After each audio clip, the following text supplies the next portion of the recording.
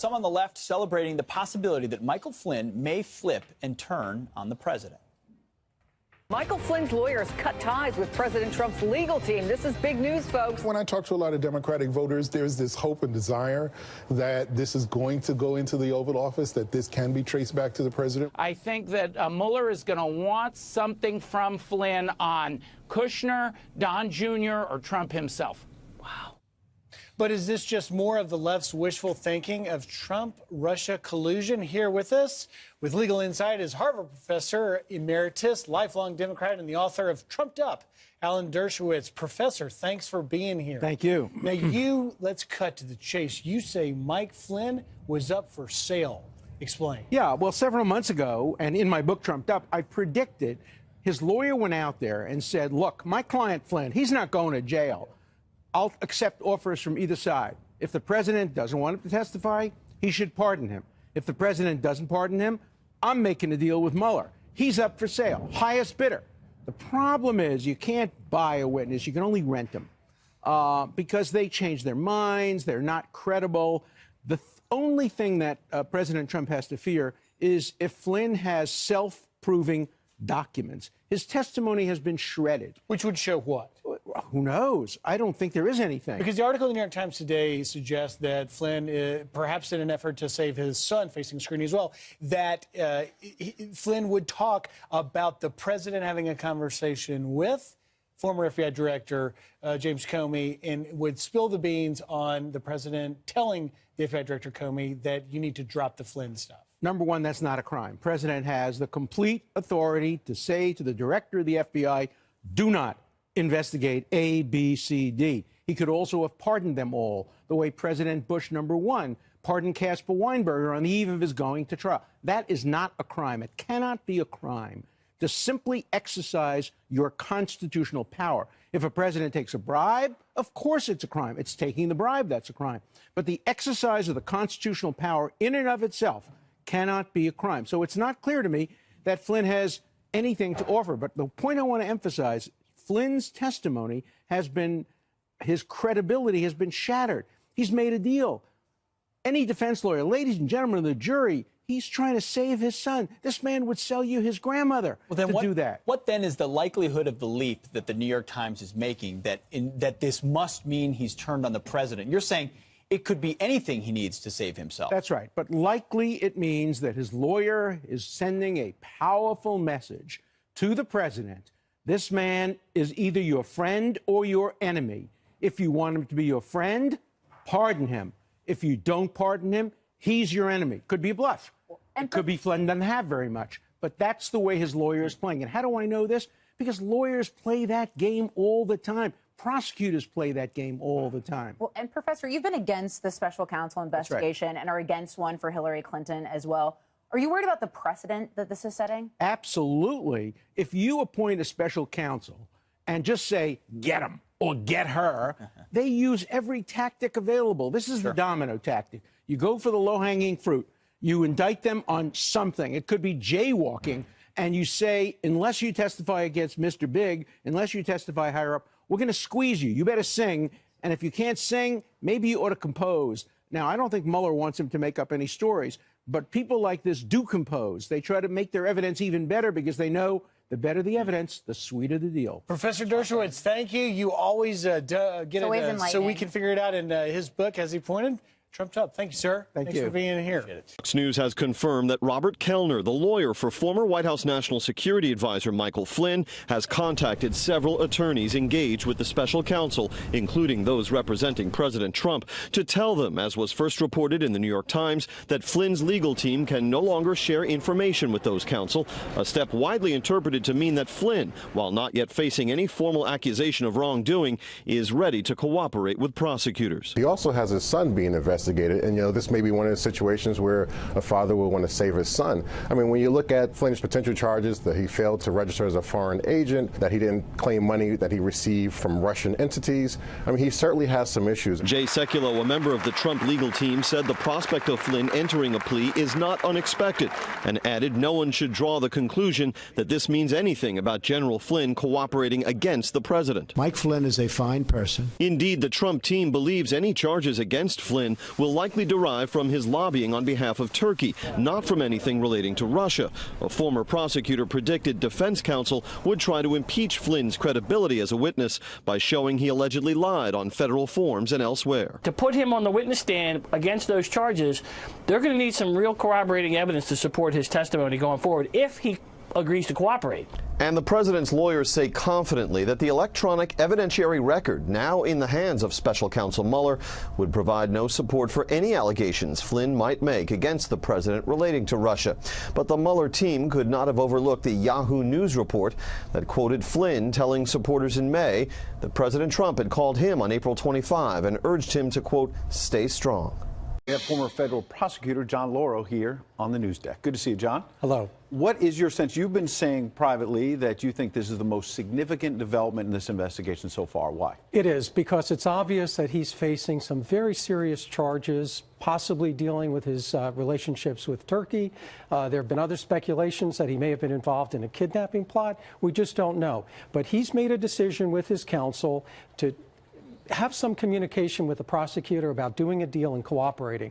The only way he's going to get a reduced sentence is by cooperating. Right. But when you lay that out, when General Flynn is in legal jeopardy and potentially his son is in legal jeopardy, yes, might someone say almost anything to stay out of jail? That's true, and that's what happens in the federal system. You don't get any points for exonerating someone. You only get points if you implicate someone and really try to get them prosecuted. So he has an incentive to spill the beans or say things that would implicate somebody else. So then how will this work so that if, in fact, he cuts a deal with the special counsel, Robert Mueller, walk us through what happens from a legal standpoint, but then how does Mueller sort out whether or not it's true or bunk? Well, first of all, what we know now is that none of this has to do with the campaign. That's very important. It has to do with other relationships that the general has had unrelated to the campaign. His lobbying on Turkey and other matters. Exactly. Okay. But the way it goes is this. The prosecutor comes to you and says, listen, I have the goods on your client. He's going to be prosecuted. You better make a decision. Come and cooperate, flip to our side, or we're going to go after you. We're going to go after relatives. It's going to get very nasty. Clearly, Flynn has made the decision that he has to go in and cooperate. We don't know, though, who he's going to cooperate against. So then there's a proffer, right? There's a proffer. And that proffer lays out what he might say, and then how do they sort it out? Well, the prosecutor wants to know that he's going to get some help. Right. So if the proffer is, I don't know anything about anything, then you're told, well, have a good day. I'll see you later. Right. So he has to give some goods in order to get some But benefit. if he says, I can implicate the president, and I was the national security advisor, and in private, the president told me X. The special counsel has already spent weeks, months looking through emails and other documents. So then you run the traps and figure out, can we verify this? And that's the critical question, because somebody going in who does a deal and there's no corroboration for what they're saying, they don't have much credibility. So the critical issue here is whether or not his statements can be corroborated by hard facts, because one day he's going to face a criminal defense lawyer in trial, and he better be telling the truth. So contrast this with Paul Manafort, who's already been indicted. He's insisted he's innocent. But it seems to me a much different situation, because some of the alleged crimes date back to the mid-2000s. So the Trump people have been, and people inside the White House have been able to say, wait, this is a long time ago, number one. And number two, he was fired in the middle of the 2016 campaign, Manafort.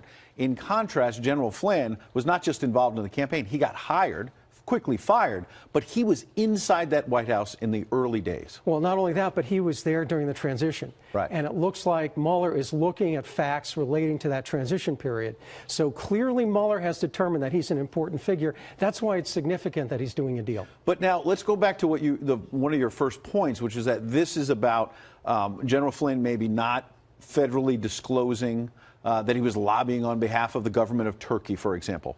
What does that have to do with Russian collusion? It has nothing to do, but that's why Mueller's investigation is going so far afield. Because what he's doing is picking people that have their own problems, like Manafort and Kelly, and saying, you better cooperate with me on the Russian investigation. Doesn't that give more fodder to President Trump and his allies, that even if General Flynn says, I've got something, he's got something that maybe has nothing to do with Russia in 2016? Absolutely. But the speculation now is that he has something on the campaign or something in the transition, because it's obvious that Mueller has determined that he's a very important figure in the investigation. Right. So last question. Even if what is proffered in the early days from a legal standpoint is about Turkey and not about Russia, something could still lead back to Russia. if, in fact, they start digging around with General Flynn, they go through other emails, they talk to other people. Yeah, and let me be clear. We don't know at this point who he's cooperating against. It may relate to his Turkey problems. Right. But when that happens, when you go in and you're going to do a proffer, you're going to cooperate with the government, then you tell other defense lawyers, hey, I folded my cards, I'm out, I can't talk to you anymore. Wait, so I misled you. One last question. Okay. That wasn't the last one. So when a lot of people are speculating in the media right now, this is going to lead to the Oval Office. He could implicate the president. He may implicate someone else inside the White House. He may try to implicate someone from the campaign, and it may end up having nothing to do with the president. Absolutely. In fact, we don't know yet that the prosecutor has accepted his proffer. We don't know even if the prosecutor has determined that he's a credible guy. There is a lot we do not know, but we appreciate you bringing the facts of what we do know. John Lauro. Thank you. Thank you. Here to comment on the news of the day, we're going to bring in Corey Lewandowski, former Trump campaign manager and spokesperson and senior advisor for America First Action. Corey, happy Thanksgiving. We appreciate you joining us this morning. I opened up my failing New York Times, of course, top right column. If you turn it to what the president calls the fake news network, CNN, right now, they're wall to wall on the fact that Michael Flynn has potentially cut off interaction with Trump, with the president's lawyers, which could be a signal that he's cooperating with prosecutors or negotiating a deal. Is the end nigh, Corey? Is the whole Russian collusion thing about to come crumbling down on Michael Flynn and this White House? Well, you know, as you guys know, this is the narrative that the mainstream media has wanted to perpetuate for the last year. And what the bottom line is if Michael Flynn did something wrong by not disclosing the relationships he had with Turkey and other governments, then he should be held accountable for that. Now, I don't think this goes anywhere other than to Michael Flynn and potentially his son. But what we've seen is the people who haven't followed the rules, people like Paul Manafort, Rick Gates, Mike Flynn, if they have done something wrong, they should be held accountable. But that's where it ends, because there is no culpability or liability to the president because he didn't collude, cooperate, or coordinate with Russia in any way, shape, or form. Corey, let me push you just a little bit, though. This story won't go away. This news is significant insofar as it certainly suggests that a deal has been cut. It's going to be talked about, certainly, by those in the media that are not fans of the president. Does this create a new problem as the president tries to pull tax reform and other initiatives across the finish line before the end of the year? Look, tax reform is the administration's priority right now, but let's be clear about this. The media wants to talk about what Mike Flynn did wrong, and if Mike Flynn did do something wrong, he should be held accountable. Look, Mike's not a bad guy. He served his country with distinction for a long time. But if he didn't fill out the paperwork properly, and he didn't disclose that information, and he wasn't honest with the FBI like anybody else, he should be held accountable. But that's where it stops. And there has never been any indication that the President of the United States or anyone else within that circle of the President of the United States has done anything wrong. And so if Mike Flynn did something wrong, he should be held accountable. All right, Corey, shifting gears here, it is not just the day after Thanksgiving. It is Black Friday. There are a lot of people out there spending money. I'm sure we'll get the numbers on how the economy looks and how spending went today soon enough. But the big question, are you better off this year than you were last year? Senator Bernie Sanders does not think so. He had this Thanksgiving message. Take a listen. I don't have to tell anybody that from a political point of view, this has been a horrendous year. It appears that almost every day there is something coming out of the White House that is embarrassing, that is destructive, that is horrific. Corey, is it your sense that the senator's not feeling the burn anymore? Well, look, the only people who are not better off today than they were a year ago is probably Bernie's wife, who's under investigation for this whole college fiasco up there in Vermont. We know that. But other than that, look, the American people, what we know is your 401k is higher today. $6 trillion in stock market value. The Dow Jones and the S&P 500 have hit records time and time again. Unemployment in this country is the lowest it's literally been in a lifetime. In 13 states, it's the lowest it's been since, the 1970s. So when you look at the metrics of what this president has done, he's putting people back to work. He's bringing manufacturing back. You look at any measure that is actually achievable, and this president is better. The people of the country are better off today than they were a year ago because of this administration. Well, one issue this White House has taken on from the beginning, a very important and critical topic. Well, I don't mean to make light of it. We're making light of it this morning, but the president has emphasized we're going to call it's not the holidays, it's Merry Christmas, right? We're going to say Merry Christmas. We're not going to bow to political correctness. And I feel like part of that is probably a traditional Christmas tree, which we saw them put up. But there's a new fad, Corey. We got to get your insight on this. The upside-down Christmas tree. You can buy it for a cool $1,000 at Target. In this particular screenshot, I don't know if they're limited supply or what, or that special. The upside-down Christmas tree, Corey, America's burning to know. What does Corey Lewandowski think of the implications of such a fad? You know, I don't even know what it means to have an upside-down Christmas tree. It's like an upside-down world. It's like Seinfeld. It's like the Bizarro world. Like you can be a U.S. senator after groping people on a picture and no one has any accountability for it. That's what the upside-down Christmas tree means to me. I mean, it's everything that is wrong. Look, we have traditions in our country that many people respect, that we should respect, that we've passed on to our children.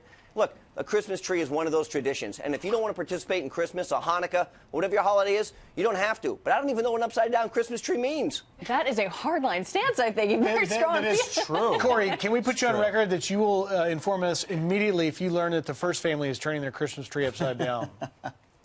I can be sure that the first family will not be turning their Christmas tree upside down. They love this country and our traditions. I think the Russians might like upside-down Christmas trees. I'm just saying. I don't know. Maybe collusion? I'm not sure. There's probably folks out there relieved it's not being called an upside-down holiday tree. That's true. That's true. Time to investigate. Thank you, Corey. True. Have a great Black Friday. Rush out to Target and buy your upside-down Christmas tree. Appreciate it. Let's bring it back to the couch on the news of what is going on with Michael Flynn and the Mueller Russia probe. David, to you first on this, your reaction. Another leak that doesn't give one piece of credible evidence to Americans that this investigation, which started out as collusion between the Trump campaign and the Russians, somehow cost Hillary Clinton the election. And we continue to get these leaked reports that are giving us no evidence, but yet is completely about PR. Because if we're going to talk about how many trips Paul Manafort made to Russia before he even started the campaign, let's talk about how many times Hillary Clinton, as Secretary of State, made deals with the Russians and how many times she talked to them. Let's talk about how many times Bill Clinton went over and talked to the Russians. This is all a PR stunt that continues to try to make Americans think something happened when not one piece of credible evidence has been presented. Bill Clinton went and collected money for it. Say again? Bill Clinton went and collected money for it to the tune of $500 grand. Anyway, just saying. But it's not just a PR stunt. You'll give it that. This is a special counsel investigation, and the danger is that these investigations put pressure on people to maybe say things to get their loved ones off the hook. And I'll point to Michael Flynn's son, because based on reports, Michael Flynn, his son, also named Michael, has expressed concern in recent weeks to people that prosecutors will bring charges against his son. So again, therein lies the kind of shadiness of some of these investigations, as you put pressure on people to maybe tell the special counsel things that did or didn't happen.